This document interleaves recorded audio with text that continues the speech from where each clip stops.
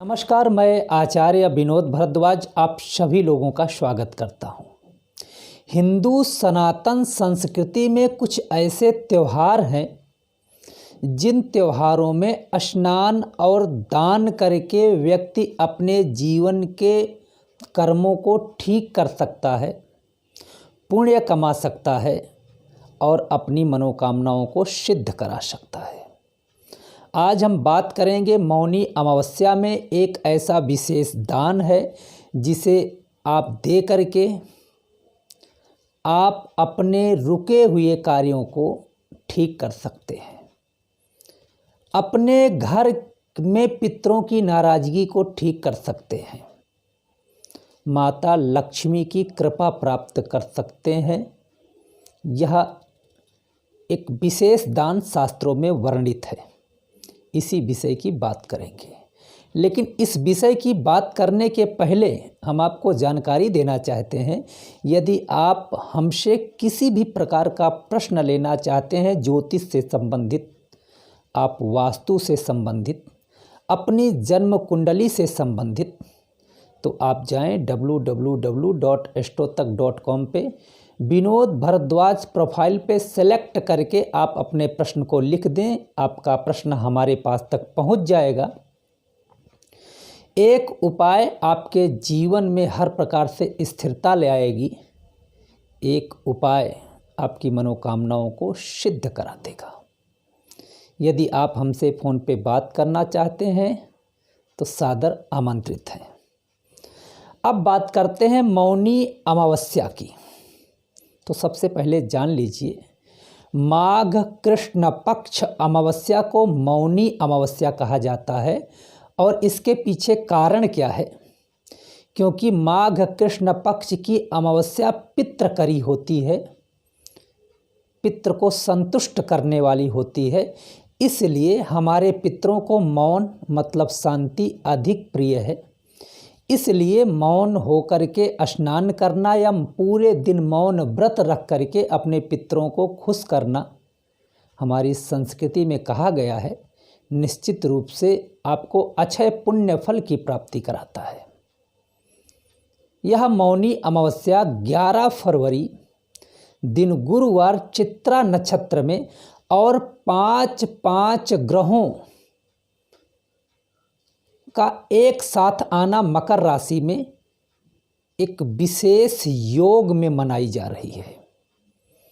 इसलिए क्योंकि कहा गया है कि मौनी अमावस्या दान के लिए जानी जाती है, इसमें तमाम प्रकार के दान किए जाते हैं और वह दान आपके जीवन में पुण्य बन के वापस आता है। आप देख नहीं पाते हैं, लेकिन अप्रत्यक्ष रूप से आपके भाग्य को जागृत कर देता है, आपके विघ्नों को दूर कर देता है। जीवन में आने वाले वह विघ्न जो आपको दुख देते हैं।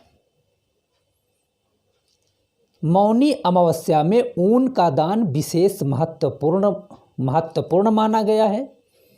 ऊन का दान आप स्नान के बाद कर सकते हैं, लेकिन सबसे पहले बात करेंगे स्नान की।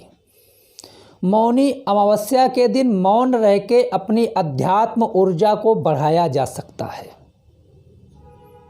क्योंकि यह विशेष त्यौहार है। और इस त्यौहार में यदि आप मौन रहते हैं तो आपके अंदर अध्यात्म ऊर्जा का जागरण होगा, कुंडली का जागरण होगा, अष्टचक्रों का जागरण होगा, जिससे आप अपने कार्यों को पूरी जिम्मेदारी के साथ और लक्ष्य को बहुत जल्दी आप प्राप्त कर सकते हैं। यदि आजकल के भौतिकवाद में पूरा दिन आप मौन नहीं रह सकते हैं, तो आप जागरण के बाद जब आप सोने से जग जाएं, सो करके जग जाएं, बिल्कुल मौन धारण कर लें जब तक स्नान न कर लें। स्नान आप जो है करें तो पहले बाल्टी में या जिस पात्र में आप जल रख के स्नान कर रहे हैं, पहले गंगा जल, फिर आप जल डालें, पानी वगैरह डालें, थोड़ा सा काला तिल डाल दें, क्योंकि काला तिल भगवान विष्णु का एक तरह से पसीना माना जाता है। वह परम पवित्र आपके काया को पवित्र कर देगा। स्नान के समय तक तो आपको मौन रखना है। यह मौन व्रत स्नान के समय तक आपके जीवन में निश्चित रूप से उन्नति कराएगा। अब बात करते हैं दान की। दान तो इस अमावस्या में बहुत सारा दिया जाता है, लेकिन एक विशेष दान है। एक पात्र में काले तिल की गाय बना लें और उसकी पूजा करें। पूजा हल्दी, चावल, रोली आदि से संपन्न करें। कुछ उसमें मिष्ठान रख लें और वह पात्र ले जाके किसी सुयोग्य ब्राह्मण को दें। ब्राह्मण में भी धूम्रपान रते विप्रे दानम कुर्वन्ति जे नरा ते नराह नरकम यान्ति ब्राह्मणो ग्राम शुक्रा। धूम्रपान मतलब जो नशा आदि से युक्त ब्राह्मण को दान यह न दें। यह गऊ का जो आपने काले तिल का एक पात्र में रख करके, पात्र चाहे किसी भी का हो, चाहे आप स्टील का हो या किसी धातु का हो या घास फूस का हो, या आप जो है पत्ते का ही पात्र ले लें।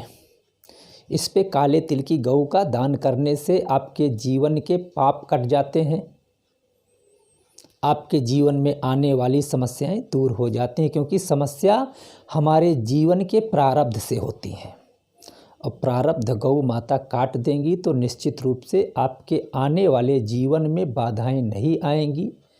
आपका रुका हुआ कार्य होगा, हर प्रकार से खुशहाली आएगी और आपके पितृ देवता भी खुश होंगे, क्योंकि गोदान से पितृ खुश होते हैं। इसीलिए तो हर कार्य में गौदान किया जाता है। तो इस विशेष पर्व पे काले तिलों की गाय बना करके किसी ब्राह्मण को दें। निश्चित रूप से आप देखिएगा, यह चमत्कारी उपाय आपके जीवन के समस्त विघ्नों को दूर कर देगा और आप खुशहाल होंगे। वीडियो यदि आपको पसंद आया है तो ज़रूर लोगों के पास तक पहुंचाएं। आप लोगों का बहुत बहुत धन्यवाद।